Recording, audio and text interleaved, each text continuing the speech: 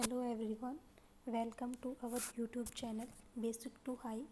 जैसा कि मैंने आपको बताया था कि इस चैनल पर हम बिल्कुल बेसिक से अपनी सीटेट की प्रिपरेशन करेंगे और आप फर्स्ट अटैम्प्ट में ही अपना सीटेट क्लियर कर सकते हैं इस चैनल के द्वारा। तो आज हम क्या करेंगे, जो ईवीएस है, ईवीएस जो सब्जेक्ट पेपर 1 में आता है, उसमें क्या है, थर्ड फोर्थ और फिफ्थ की एनसीईआरटी की जो बुक है उसका अगर हम सिलेबस कर लेते हैं तो जो सीटेट का पेपर है उसमें क्वेश्चन हमारे वहीं से आते हैं। तो आज हम क्या करेंगे, जो थर्ड क्लास की एनसीईआरटी की जो बुक है उसमें जो टॉपिक हैं, इम्पोर्टेंट टॉपिक हैं, वो हम आज डिस्कस करेंगे यहाँ। तो देखिए, फर्स्ट हमारा क्या है टॉपिक, हम यहाँ से स्टार्ट करते हैं। टैपियोका। टैपियोका क्या है हमारा? टैपियोका केरल में खाया जाने वाला भोजन है। यह ज़मीन के नीचे उगाया जाता है। तो क्वेश्चन यहाँ से कैसे बन सकता है कि केरल में खाया जाने वाला भोजन, उसका नाम पूछ सकते हैं, तो वो हमें क्या बताना है, टैपियोका। ठीक है। या फिर पूछ सकते हैं टैपियोका कहाँ का प्रसिद्ध भोजन है, तो वो हम क्या बताएंगे, केरल में। ऐसे क्वेश्चन बन सकता है। ठीक है। और फिर या नारियल डली हुई किसी भी करी के साथ उबला हुआ टैपियोका खाया जाता है। तो ये टैपियोका की फ़ोटो है। ये नारियल डली हुई किसी भी करी के साथ खाया जाता है, टैपियोका बोलते हैं या कप्पा भी बोल सकते हैं इसको। तो यहाँ से ऐसे क्वेश्चन बन सकता है। आगे क्या है, सरसों के तेल में बनी हुई मछली प्रसिद्ध कहाँ है? कश्मीर में। तो कश्मीर में क्या प्रसिद्ध है? सरसों के तेल में बनी हुई मछली। ठीक है। आगे गोवा में क्या है, नारियल के तेल में बनी समुंदर की मछली खाई जाती है। तो दो क्वेश्चन बन रहे हैं यहाँ से हमारे।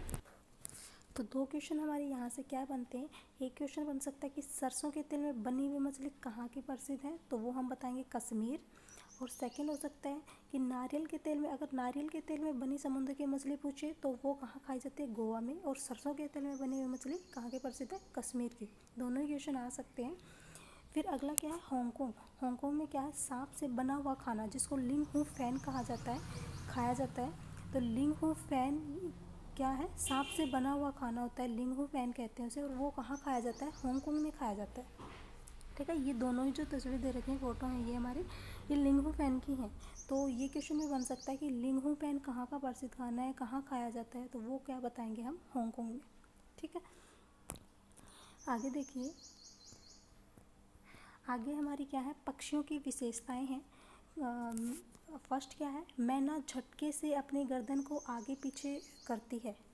फर्स्ट है हमारा, जो मैना पक्षी होती है हमारी, वो झटके से अपनी गर्दन को आगे पीछे करती है। और सेकंड क्या है, उल्लू अपनी गर्दन पीछे तक घुमा सकता है।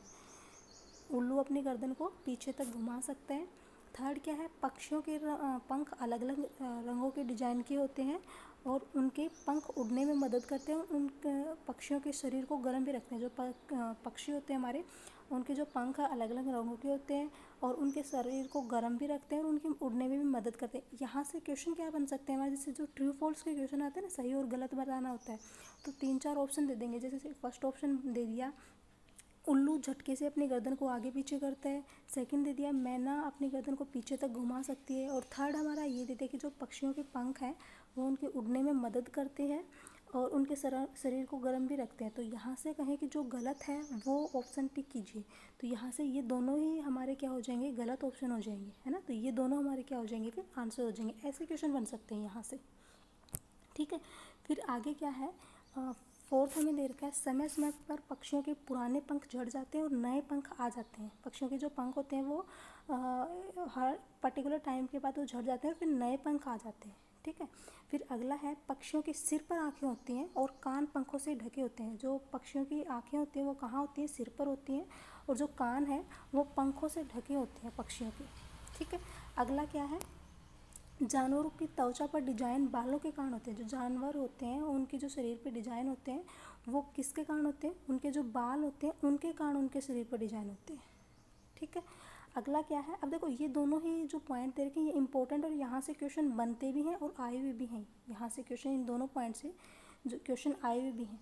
देखिए ये क्या दे रखा है, फर्स्ट पॉइंट हमें दे रखा है, वे जानवर जिनके शरीर पर बाल होते हैं और कान बाहर दिखाई देते हैं वो बच्चों को जन्म देते हैं। और सेकंड क्या है, सेकंड है, वे जानवर जिनके शरीर पर कान बाहर नहीं दिखते वह अंडे देते हैं। वे जानवर जिनके शरीर पर कान बाहर नहीं दिखते ये देखो यहाँ गलती से लिख रखा है, यहाँ क्या आएगा, वे जानवर जिनके शरीर पर बाल नहीं होते वह अंडे देते हैं। तो ये दोनों ही इम्पोर्टेंट पॉइंट है। फर्स्ट में क्या है, जिनके शरीर पर बाल होते हैं और कान बाहर दिखाई देते हैं वे बच्चों को जन्म देते हैं, और जिनके शरीर पर बाल नहीं होते वो क्या देते हैं, अंडे। बाल होते हैं वो बच्चों को जन्म देते हैं, और जिनके शरीर पर बाल नहीं होते वो अंडे देते हैं। ठीक है, आगे देखिए, आगे ब्रेल लिपि है, यहाँ से भी क्वेश्चन बनते हैं। तो फर्स्ट हमें क्या दे रखा है, इस तरह की लिपि में मोटे कागज़ पर उभरे हुए बिंदु होते हैं। जो ब्रेल लिपि है उसमें क्या है, मोटे कागज़ पर उभरे हुए बिंदु होते हैं। ठीक है, सेकंड क्या है, उभरे होने के कारण इन्हें छू कर पढ़ा जाता है। जो ब्रेल लिपि है उसको क्या करते हैं, छू कर पढ़ते हैं हम। ठीक है, जो ब्रेल लिपि है उसको हम क्या करते हैं, छू कर पढ़ा जाता है ब्रेल लिपि को। यह लिपि 6 बिंदु, ये क्वेश्चन इंपॉर्टेंट है, ये बन भी सकता है, क्वेश्चन बनता भी है। यह लिपि 6 बिंदुओं पर आधारित होती है। ब्रेल लिपि मोटे कागज़ पर उभरे हुए बिंदु होते हैं, सेकंड इन्हें छूकर पढ़ा जाता है, और थर्ड क्या है, यह लिपि 6 बिंदुओं पर आधारित होती है। फोर्थ क्या है, इसे फ्रांस देश के रहने वाले लुइस ब्रेल द्वारा बनाया गया। ये देखो लुइस ब्रेल की फ़ोटो है, ये फ्रांस का रहने वाला था और इसने इस ब्रेल लिपि को बनाया था। और आगे क्या है, ब्रेल लिपि अब कंप्यूटर के द्वारा भी लिखी जाती है। तो यहाँ से ब्रेल लिपि से भी क्वेश्चन बन सकते हैं। ये 6 बिंदुओं पर आधारित होती है, मोटे कागज़ पर उभरे हुए बिंदु बने होते हैं मोटे कागज़ पर, और इन्हें छू कर पढ़ा जाता है। और इसे किसने बनाया था, इसे लुइस ब्रेल ने बनाया था, और ये कहाँ के रहने वाले थे, फ्रांस के रहने वाले थे। और आगे क्या है, ब्रेल लिपि अब कंप्यूटर के द्वारा भी लिखी जा सकती है। ठीक है, ये कुछ इंपॉर्टेंट पॉइंट थे ब्रेल लिपि के। आगे क्या है, घरों की विशेषताएं हैं। फर्स्ट देखिए क्या है, असम, यहाँ से भी क्वेश्चन बनते हैं। ये सारे मैंने इंपॉर्टेंट टॉपिक उठा रखे हैं। असम देखिए, घर ज़मीन से लगभग 10-12 फुट ऊंचे बने होते हैं। ये जो असम में है घर, वो ज़मीन पर बने हुए नहीं होते। ये देखो तस्वीर में दिखा भी रखे हैं। ये कहाँ बने होते हैं, इन्हें मजबूत बाँस के खम्भों पर बनाते हैं। ये जो बैम्बू बोलते हैं हम, बाँस जो होता है उनके ऊपर पहले उनको ज़मीन में लगाया जाता है, फिर उनके ऊपर घर बनाए जाते हैं। तो और ये कितने ऊपर बने होते हैं, 10-12 फुट ऊंचे बने होते हैं ज़मीन से। ठीक है, यह घर अंदर से भी लकड़ी के ही बने होते हैं, क्योंकि यहाँ बहुत अधिक बारिश होती है। असम में जो है बारिश बहुत अधिक होती है, और ये घर अंदर से भी लकड़ी के बने होते हैं। तो यहाँ से इम्पोर्टेंट पॉइंट क्या है, ये सारे इम्पोर्टेंट हैं। देखो असम में घर हैं वो 10-12 फुट ऊंचे बने होते हैं ज़मीन से, इन्हें बांस के खंभों पर बनाया जाता है, और ये अंदर से भी ये घर किसके बने होते हैं, लकड़ी के बने होते हैं। और यहाँ बारिश बहुत ज़्यादा होती है। ठीक है, आगे देखो, मनाली में क्या है, यहाँ बारिश बहुत होती है और बर्फ़ भी पड़ती है, और यहाँ मकान पत्थर या लकड़ी से बनते हैं। ये देखो ये बना रखे, यहाँ मकान पत्थर या लकड़ी से बनते हैं। ठीक है, मनाली में। फिर आगे राजस्थान है, राजस्थान में क्या है, यहाँ बारिश बहुत कम होती है। राजस्थान में हमें पता है बारिश बहुत कम होती है और बहुत गर्मी भी पड़ती है। ठीक है, घरों की दीवारें बहुत मोटी होती हैं, या तथा लोग मिट्टी के घरों में रहते हैं। जो राजस्थान में लोग हैं वो किसके घरों में रहते हैं, मिट्टी के घरों में रहते हैं, और इन दीवारों को मिट्टी से लीप कर सुंदर बनाया जाता है, तथा छतें कटीली झाड़ियों की बनी होती है। तो क्वेश्चन कैसे आ सकता है राजस्थान में कि कहाँ जो छतें हैं, घरों की छतें कटीली झाड़ियों से बनी होती हैं, और इन्हें घरों को मिट्टी से लीप कर कहाँ बनाया जाता है। तो उसका आंसर हमारा क्या होगा, राजस्थान। तो ये सारे ही इम्पोर्टेंट थे। ये देखो घरों की विशेषताएं असम में, फिर मनाली में और राजस्थान में।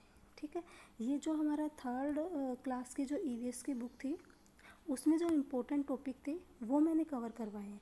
नेक्स्ट वीडियो में हम क्या करेंगे, जो 4th क्लास की EVS की NCERT की बुक है उसमें जो इम्पोर्टेंट टॉपिक होंगे वो हम करेंगे।